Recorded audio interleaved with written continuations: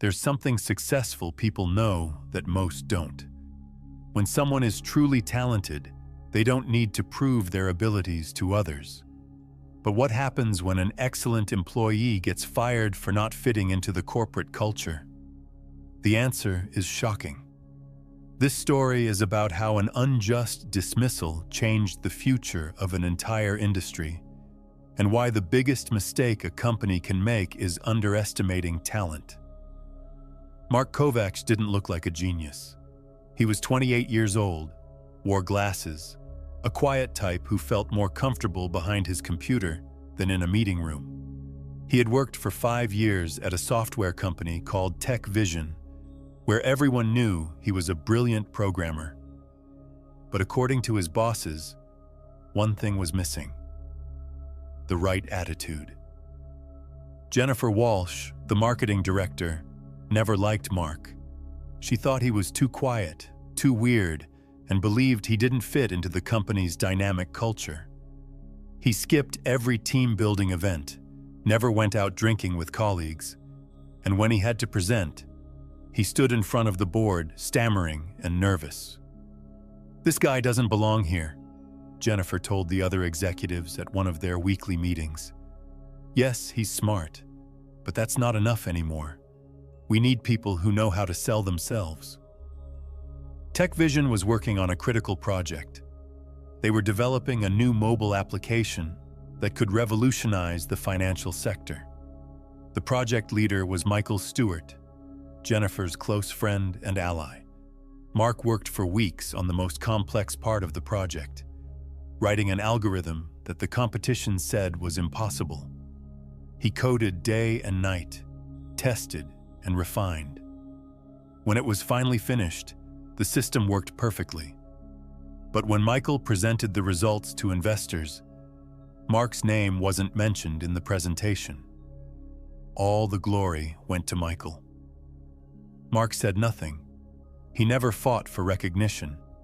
He thought his work spoke for itself. But Jennifer had other plans. A week later, Mark was called into her office. "Mark, this is difficult to say," Jennifer began, but there was no regret on her face. "The company is taking a new direction, and we feel you're not the right person for our team." Mark looked at her in surprise. "But the project was successfully completed. The algorithm—" Yes, Jennifer interrupted. "But this isn't just about technical skills. It's about cultural fit, too. You're not a team player. You can't communicate. And honestly, your colleagues complain about you." This wasn't true, and Mark knew it. The programming team loved and respected him, but Jennifer had made up her mind. "We're giving you 2 weeks severance, and of course I'll write you a good reference letter," Jennifer continued.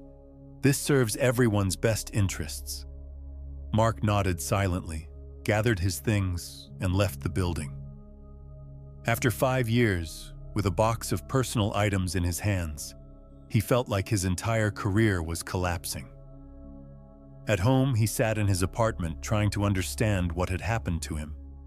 He knew he had done excellent work. He knew the algorithm he wrote would serve the company for years, yet they fired him. That evening, he called Peter Sabo, an old friend who worked at a competing company, NextGen Solutions. Peter had been trying to lure Mark away for years. "Finally," Peter said when Mark told him what happened. "Do you know how valuable your knowledge is? At NextGen, they'd treat you like a genius." But Mark wasn't sure. Jennifer's words echoed in his head. Maybe he really wasn't good enough. Maybe something was really missing from him.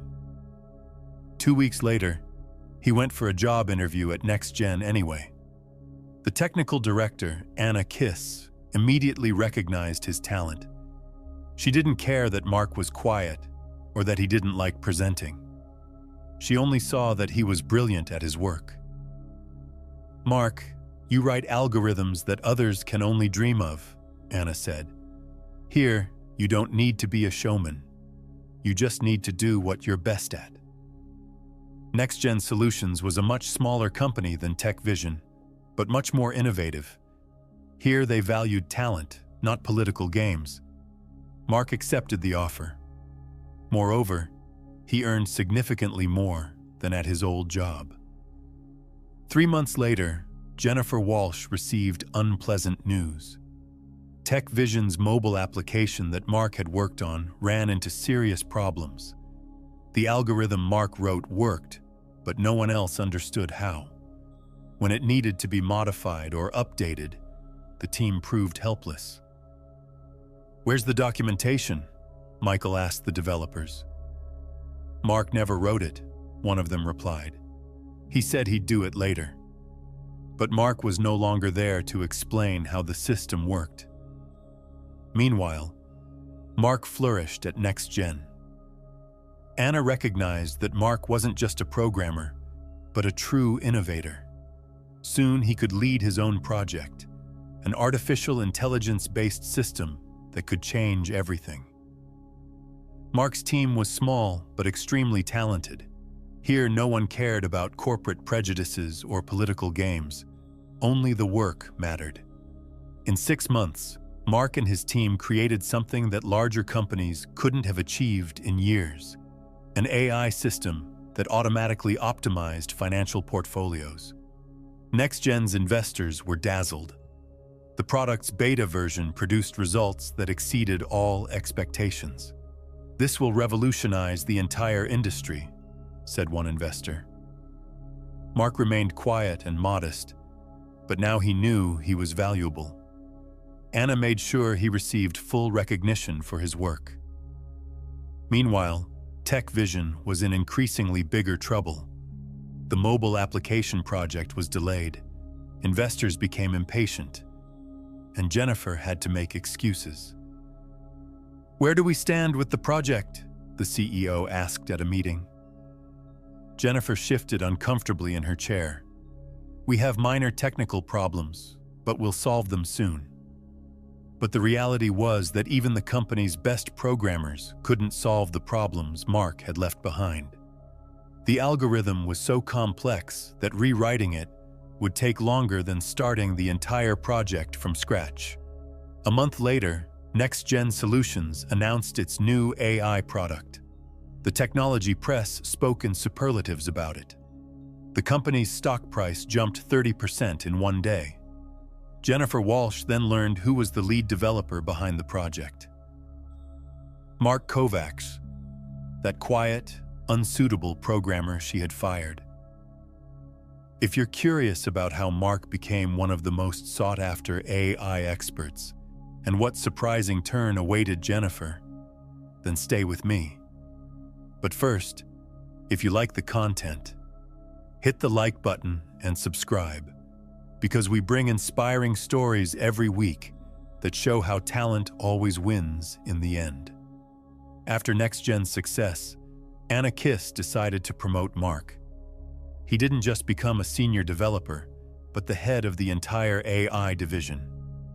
At 28, he got a leadership position at a rapidly growing company.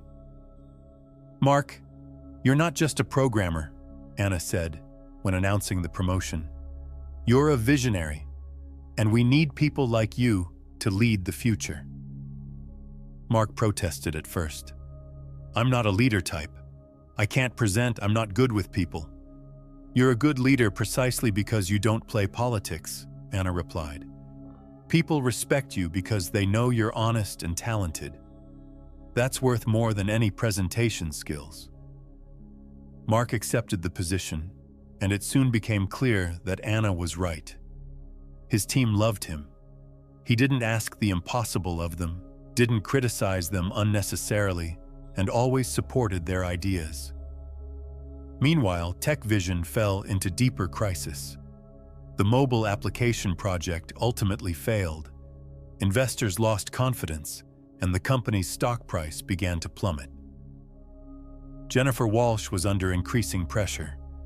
The CEO made it clear that changes were needed.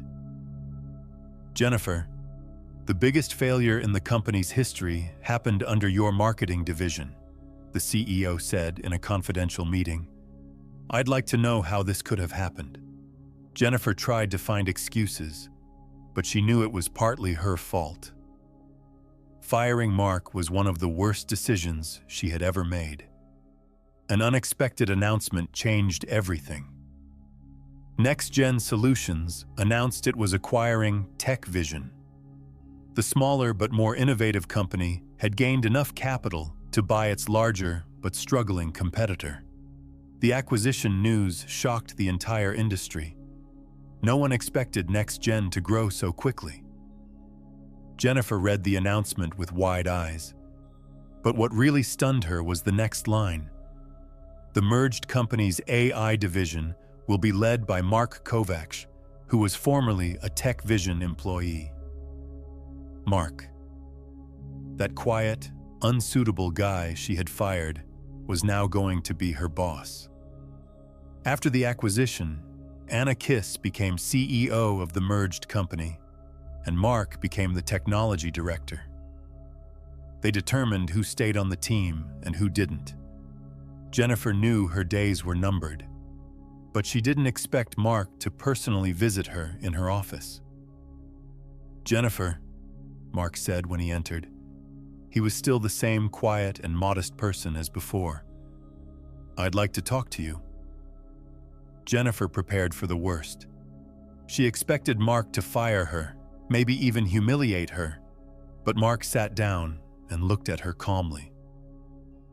"I know you fired me from TechVision," he said, "and I know why you did it." Jennifer's tongue went numb. "Mark, I thought—" "You thought I wasn't good enough," Mark finished. "You thought I didn't fit into the company culture." Jennifer nodded. "Yes, and I was wrong." "Yes, you were wrong," Mark said, "but I'm not here to seek revenge." Jennifer looked at him in surprise. "I'm here because I want to thank you for something." "What do you want to thank me for?" "For firing me," Mark said with a smile. "If you hadn't, I never would have ended up at NextGen. I never would have discovered what I'm capable of, and I never would have become who I am today." Jennifer listened in confusion. "Jennifer, you gave me a lesson, even if you didn't mean it that way," Mark continued. "You taught me that I don't need to please everyone, only those who value what I do." "And what do you want to do with me now?" Jennifer asked quietly. Mark thought for a moment. "I want you to stay on the team," he said finally. Jennifer couldn't believe her ears. "What? You're a good marketer, Jennifer. Your problem is that you focus too much on politics, not on work. But if you learn to value talent, whoever it may be, then you can be a valuable team member." "But I fired you, and I forgive you," Mark said. "Not because I'm a good person, because I learned that anger only holds you back. I'd rather use my energy to build better things." Jennifer's voice caught with tears. "Why are you doing this?" "Because Anna taught me something. Good leaders don't punish, they teach. I'm giving you a second chance, Jennifer, but only one." This moment changed everything for Jennifer. She realized that Mark wasn't just a brilliant programmer, but a wise person. She understood why they valued him so highly at NextGen. "Thank you, Mark," she said quietly. "I promise I'll learn from my mistakes." "I hope so," Mark replied, "because now we're all rowing in the same boat." The true power of Mark's story doesn't lie in his success. The deeper message is much more important. In modern work environments, people are often judged not by their talent, but by their personality. But think about it. How many geniuses does a company lose because they don't fit into their culture? How many innovators are fired because they're quiet or eccentric? Mark's case perfectly illustrates this problem.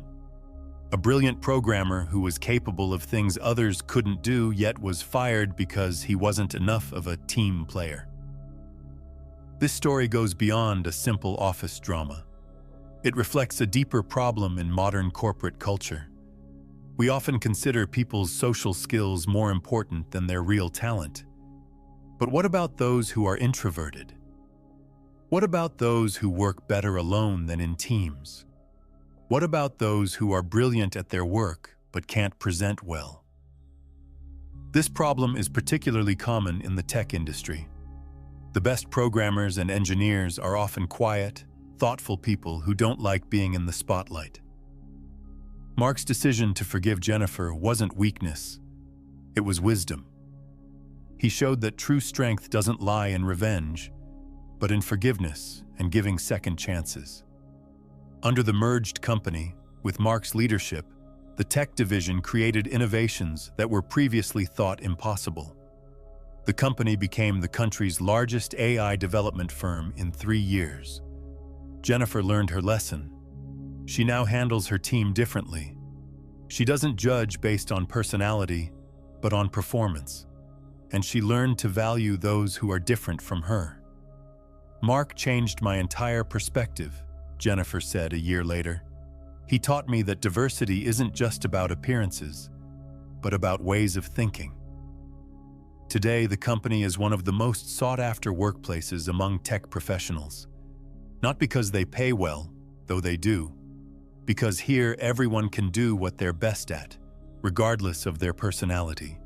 Mark's story teaches us that real talent always surfaces eventually. It might be suppressed, underestimated, or ignored for a while. But if someone is truly good at what they do, they'll eventually find their place. The lesson is needed on both sides, however. Companies need to learn to value different types of talent. Individuals need to learn that rejection doesn't always mean they're not good enough. Sometimes it just means they're in the wrong place. Mark is now one of the country's most influential tech leaders. His company's technologies are used worldwide, and he himself is a frequent speaker at conferences. But he remains the same quiet and modest person as before. "Success didn't change me," he said in an interview. "It just gave me the opportunity to prove that talent is more important than personality type." And Jennifer? She's now the marketing director of the merged company and one of Mark's closest colleagues. She learned to value those who are different from her, and this benefited her marketing team too. "Mark taught me that second chances are sometimes the most valuable things in life," Jennifer said. "And that true leadership isn't about power, but about helping people flourish." This story shows how a single bad decision can become a catalyst in someone's life. Mark's firing was the worst thing that could have happened to him at the time, but ultimately it led him to his greatest success.